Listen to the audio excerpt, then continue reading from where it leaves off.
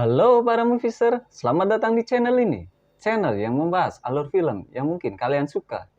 Di kesempatan ini, saya Admin S akan menceritakan sebuah alur film yang berjudul Taken yang diproduksi pada tahun 2008. Film ini dibintangi oleh Liam Neeson sebagai Brian Mills, Maggie Grace sebagai Kim Mills, Famke Janssen sebagai Lenore, dan banyak lagi bintang-bintang lainnya. Tanpa membuang banyak waktu, mari kita simak alur ceritanya. Cerita diawali dari mimpi pemeran utama kita, yaitu Brian, tentang anaknya Kim dan istrinya yang bernama Lenore. Yang sekarang Brian dan Lenore sudah bercerai, di mana Lenore tinggal dengan Kim bersama suami barunya bernama Stuart. Saat Brian terbangun dan ia selanjutnya mendatangi sebuah toko untuk membelikan sebuah tape recorder yang akan diberikan sebagai hadiah ulang tahun ke anaknya Kim.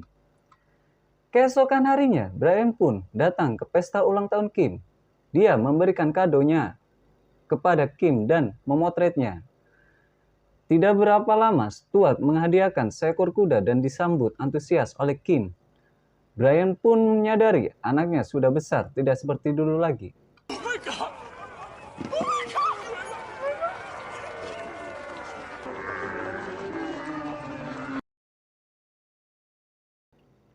Malam pun tiba saat Brian sedang memasang foto kenangan Kim. Rumahnya pun didatangi teman-temannya. Dan bukan hanya untuk kongko saja, tapi temannya itu mengajak Brian untuk suatu pekerjaan.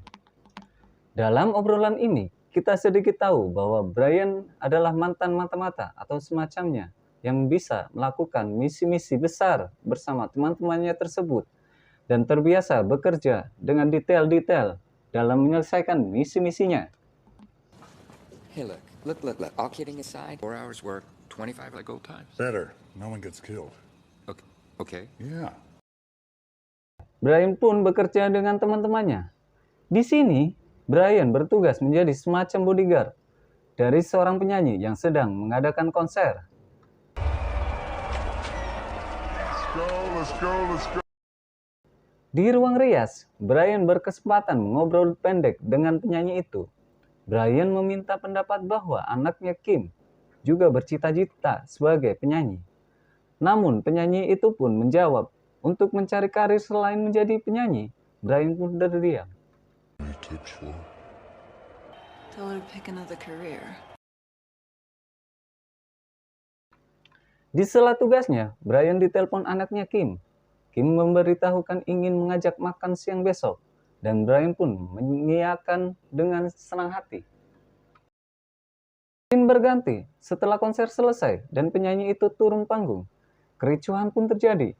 Pagar pembatas penonton didobrak paksa dan terbuka hingga penyanyi itu pun panik. Tim bodyguard pun sigap dengan Brian langsung membawa penyanyi itu menuju mobil. Namun di tengah jalan, ada seseorang yang mencoba melukai penyanyi itu dengan sebuah pisau. Dengan kesigapannya, Brian menggagalkan aksi orang tersebut dan langsung membawa penyanyi itu ke mobil dan sembari menenangkan menuju ke tempat tinggal penyanyi itu dengan aman.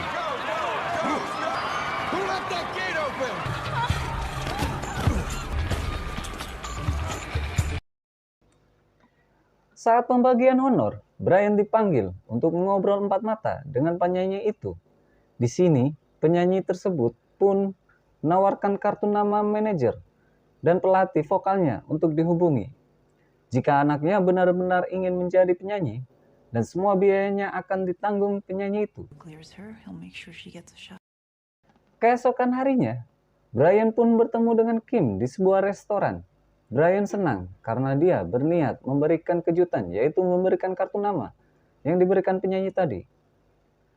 Kim pun akhirnya datang, namun Brian bingung karena dia kira pertemuan ini hanya dia dan Kim saja. Namun ternyata Kim datang dengan Lenore. Pertemuan ini pun ternyata mempunyai tujuan untuk meminta tanda tangan persetujuan dari Brian, di mana Kim akan keluar negeri bersama temannya Amanda ke Prancis dan akan menginap di tempat sepupu Amanda. Brian yang khawatir dengan putrinya itu pun menyatakan tidak setuju. Kim pun langsung pergi dengan kecewa.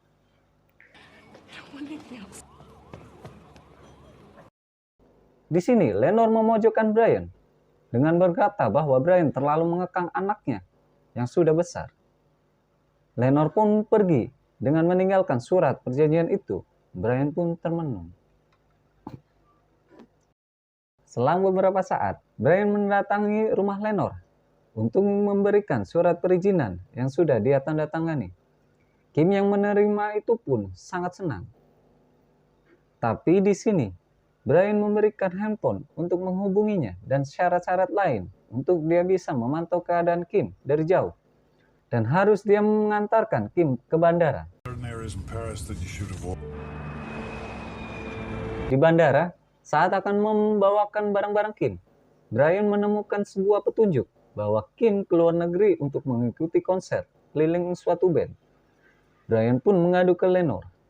Namun, Lenore menimpali Brian bahwa jika tidak berbohong, mungkin Brian tidak akan memberikan izin.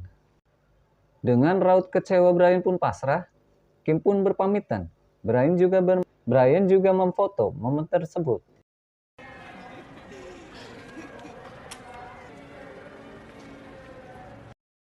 Sesampainya di Prancis, Kim dan Amanda yang akan menuju apartemennya bertemu dengan seseorang bernama Peter. Amanda pun meminta tolong kepada Peter untuk memfotokan dia dan Kim. Setelahnya, Peter menawari untuk patungan membayar taksi menuju apartemen. Kim dan Amanda pun setuju. Sesampainya di depan gedung apartemen, mereka berbincang sebentar. Dengan Peter menanyakan apartemen Kim dan Amanda tinggal. Amanda pun memberitahukan letak kamarnya. Yang tidak diketahui Kim dan Amanda, Peter ternyata mempunyai niat jahat. Peter menghubungi seseorang dengan memberitahukan informasi tentang Kim dan Amanda. Two girls around 18. Di apartemennya, Amanda memutar musik dengan keras. Kim yang ingin pergi ke toilet melihat bahwa ayahnya Brian menelponnya. Kim pun mengangkat panggilan itu. Brian pun menanyakan kenapa Kim tidak mengabarinya. Kim berdalih saat di bandara ia sibuk dengan barang-barangnya. Dari obrolan ini pun baru diketahui bahwa sepupu Amanda sedang pergi ke Spanyol, yang menjelaskan di apartemen itu hanya ada Kim dan Amanda. Beberapa saat Kim berada di toilet yang berseberangan dengan ruangan tempat Amanda mendengarkan musik. Melihat Amanda yang didatangi beberapa orang yang bergelagat seperti penculik, dengan rasa takut saat keadaan itu, Kim yang masih tersambung dengan panggilan Brian pun memberitahukan kejadian itu. Brian dengan tenang merekam pembicaraan itu dan mengarahkan Kim untuk bersembunyi. Memantau para orang asing itu dan menyebutkan ciri-ciri apa saja yang terdapat pada orang-orang tersebut. Karena Brian sudah paham jika Kim tidak akan selamat dari penculikan itu. Dan benar saja, Kim ditarik dari tempat persembunyiannya dengan menyebutkan ciri-ciri orang asing itu. Now, the next. Brian yang mendengarkan dengan tenang. Hingga akhirnya salah satu pelaku itu mengambil handphone Kim. Dengan nada tegas, Brian mengancam lewat telepon itu. Tapi pelaku itu hanya menjawab dengan kata, "Good luck." We'll find you. And I. Good luck. Segera, Brian menghubungi temannya bernama Sam sebagai mata-mata yang masih aktif untuk mencari informasi yang mungkin dibutuhkan untuk menganalisanya. Dengan petunjuk-petunjuk yang Kim berikan saat terakhir terjadi penculikan, bersamaan dia menuju ke rumah mantan istrinya, mengabari tentang penculikan tersebut dan menginterogasi Stuart, serta mencari mungkin ada detail-detail kecil yang bisa dijadikan petunjuk dari kamar Kim. Sedangkan Lenore hanya bisa menangis saja. Beberapa saat, Brian menghubungi Sam yang membawa informasi. Sam memberitahukan bahwa penculik dengan ciri-ciri yang disebutkan bernama Marco. Dan kelompoknya biasa melakukan kegiatan perdagangan wanita untuk menjadikan pekerja mantap-mantap. Dan menurut analisanya, peluang untuk menemukan seseorang yang diculik kelompok ini hanya 96 jam hingga akhirnya tidak bisa ditemukan. Our analyst says you have a 96-hour window from the time she was grabbed. to never finding her. Dengan waktu yang sempit, Brian langsung berangkat ke Prancis sambil mengulang-ulang rekaman sesampainya di sana. Dia langsung ke apartemen tempat kejadian penculikan Kim dan Amanda untuk mencari petunjuk. Brian pun menemukan handphone Kim yang hancur dan mengambil memory card-nya. Saat membuka isi memory card-nya, Brian mendapati petunjuk dari hasil pantulan kaca saat Kim dan Amanda difoto oleh Peter saat baru tiba di Prancis.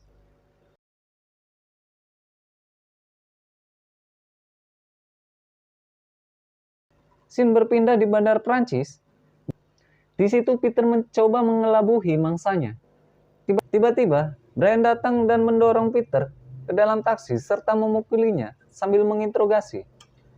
Namun Brian ditarik orang dari luar sehingga Peter bisa kabur.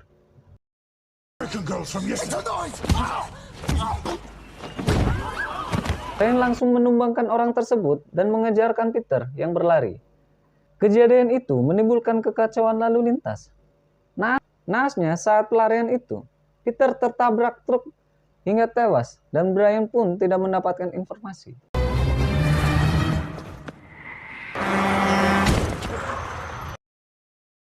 Setelahnya, Brian menemui teman lamanya, kita sebut saja Claude.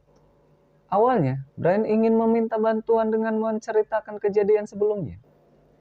Namun, karena Claude ini sudah menjadi wakil direktur keamanan internal, dia tidak bisa seenaknya. Dia hanya memberi sedikit info dan memperingatkan Brian agar tidak mengacau di Prancis. Saat Brian pergi, Claude langsung menghubungi seseorang untuk memata-matai Brian. Claude, I will tear down the Eiffel Tower if I have to. Don't forget. Pour une filature. Brian memulai rencananya dengan menyewa mobil dan penerjemah. Karena incarannya menggunakan bahasa Albania yang dia tidak hafal. Setelah keduanya masuk mobil, Brian keluar lagi untuk mendatangi wanita pekerja mata mantap. Ternyata di sini Brian memancing agar penjahat yang memimpin wanita pekerja mata mantap itu keluar. Benar saja, penjahat itu pun mendatangi Brian dan mengusirnya karena sudah membuang waktu pekerjaannya. Dan saat mereka berinteraksi, Brian menempelkan alat penyadap suara di baju penjahat itu dan kembali ke mobil. Negotiating. That is not negotiating. The price. 50 euros. Setelah di mobil, Brian menyalakan alat pendengar dari penyadap yang ia pasang di baju penjahat tadi dan menyuruh penerjemah untuk menerjemahkan semua detail dari obrolan orang tersebut. Dan obrolan-obrolan itu mengarahkan di suatu tempat konstruksi. Setelah mendengar petunjuk itu, penerjemah itu pun dikeluarkan dari mobil dan setelahnya Brian melaju mobilnya ke tempat konstruksi. Dan di situ dia menemukan tempat mantap-mantap berbayar. Poster. Goodbye. English Albanian dictionary. Did you bring one? Brian pun masuk berpura-pura menjadi pelanggan. Setelah memasuki tempat itu, Brian memeriksa setiap kamar yang tertutup tirai. Brian tidak menemukan Kim, anaknya. Namun, dia mendapati seorang wanita yang kondisinya tidak sadar, dengan penuh suntikan bekas narkoboy dengan jaket Kim di sampingnya. Karena kejadian itu, Brian didatangi penjaga dan perkelahian serta tembak-menembak pun terjadi. Dengan susah payah, Brian pun akhirnya bisa kabur dari tempat itu dengan membawa wanita yang membawa jaket Kim, serta mengecoh mata-mata suruhan Claude. Sehingga Brian sekarang aman, tidak ada yang mengikuti. Who gave this to you?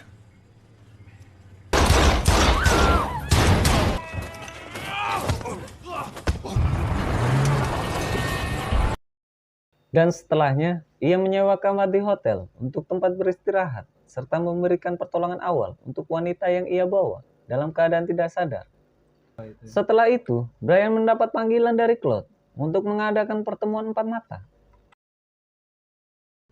Besoknya, di sebuah taman, Claude sedang menunggu Brian. Dihubungi lewat telepon karena Brian curiga akan terjadi penjebakan. Di obrolan itu, Claude menyuruh Brian untuk menyudahi keonaran yang dibuat dan pulang ke negaranya dengan tenang. Namun Brian yang tetap fokus tidak mengindahkan bujukan Claude.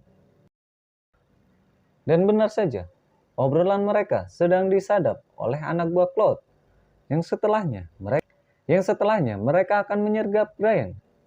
Tapi Brian berhasil memperdaya Claude dan anak buahnya dengan menaruh alat seperti walkie-talkie di dekat handphonenya untuk menelpon Claude.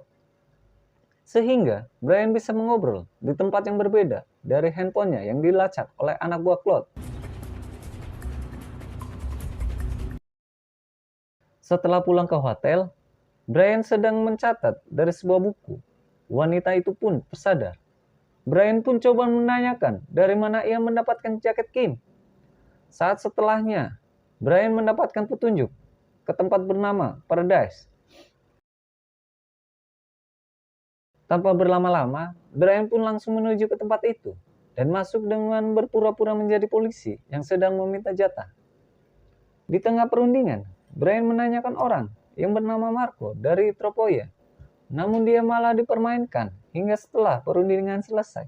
Brian mengetes orang yang mungkin adalah Marco. Dia memberikan tulisan Albania untuk diterjemahkan. Yang kata tersebut berarti good luck. Brian pun mengenali pelafalan itu dari mulut salah satu orang yang ia yakini dia adalah Marco. Brian pun langsung menghajar orang itu. Pertarungan dan adegan tembak-menembak pun terjadi. Tapi karena pengalamannya, Brian dapat mengalahkan beberapa anggota Marco dan membunuh mereka semua dan menyisakan Marco. Lalu Brian memeriksa setiap kamar untuk mencari Kim, namun tidak juga ketemu. Sedihnya, Amanda ditemukan sudah tidak bernyawa di salah satu kamar bangunan itu. Good luck. Good. Gagal menemukan Kim di Paradise, Brian membawa Marco untuk diinterogasi dengan caranya. Marco pun memberikan petunjuk setelah disiksa dengan cara disetrum. Petunjuk itu menuju ke sebuah nama, yaitu Patrice Sinclair.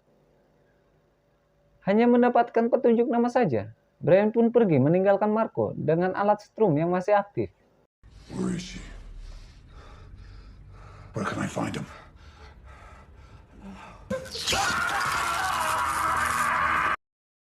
Scene berganti pada malamnya. Terlihat Claude yang sampai di rumahnya sepulang bekerja dan mendapati bahwa Brian sudah ada di dalam rumahnya untuk bertamu. Di sini Claude membawa anak-anaknya ke kamar untuk tidur dan menuju ke kamar mandi untuk mengambil senjata. Dari kalimat-kalimat istri Claude, kita bisa mengetahui bahwa hubungan antara Claude dan Brian sangat dekat pada masa lalu. Selanjutnya, Brian mencecar pertanyaan kepada Claude yang susah memberikan informasi. Mulai terpojok, Claude pun menodongkan senjatanya ke arah Brian. Namun ternyata Brian sudah terlebih dahulu mengambil pelurunya sebelum Claude pulang ke rumahnya. Brian pun menembak lengan istri Claude untuk mengancamnya memberikan informasi tentang Patrice Sinclair. Dan akhirnya, Brian pun mendapatkan data Patrice. Dengan melumpuhkan Claude, Brian pun menuju ke tempat Patrice. I hope you're not involved in this shit. Patrice Sinclair. I don't know. I don't care. See your wife for me. Setelah menelusuri sebuah gedung, Brian mendapati seperti pasar manusia. Wanita-wanita dipajang untuk diperjualbelikan. Hingga sampailah Kim muncul sebagai wanita yang akan dijual. Brian mengancam salah satu penawar untuk membeli Kim. Namun setelah penawaran selesai, Brian tertangkap oleh Patrice dan beberapa anak buahnya. Brian disekap di suatu ruangan. Patrice pun menyuruh anak buahnya untuk membunuh Brian dan lalu pergi. Tidak terduga, Brian dapat melepaskan ikatannya dan melumpuhkan anak buah Patrice. Dia pun mengejar Patrice dan menembakinya untuk mendapatkan informasi. Hingga Brian mendapatkan informasi itu, Brian membunuh Patrice. Fire. Kill them quietly, I have guests.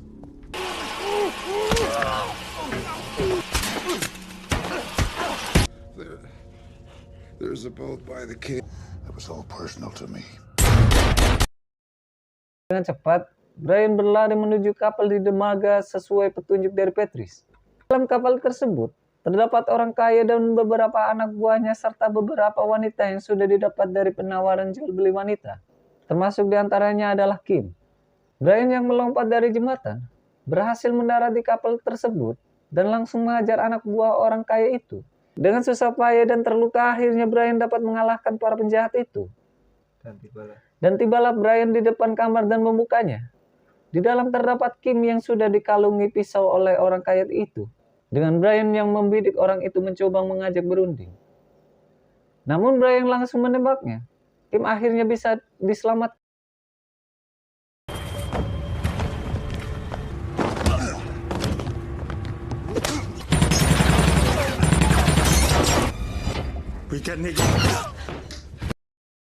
Mereka pun pulang dengan Kim bertemu kembali dengan ibunya.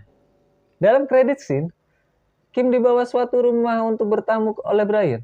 Kim pun bertanya-tanya, hingga akhirnya pintu pun terbuka. Dan ternyata, itu adalah penyanyi yang di awal menawarkan ke Brian untuk pelatihan bernyanyi Kim. Dan film pun tamat. Terima kasih untuk pendengar setia yang menunggu video ini sampai akhir. Terima kasih juga yang sudah like dan subscribe channel ini. Kritik dan saran selalu Mimin terima. Salam beraktivitas atau rebahan kembali. See you next time. Bye-bye.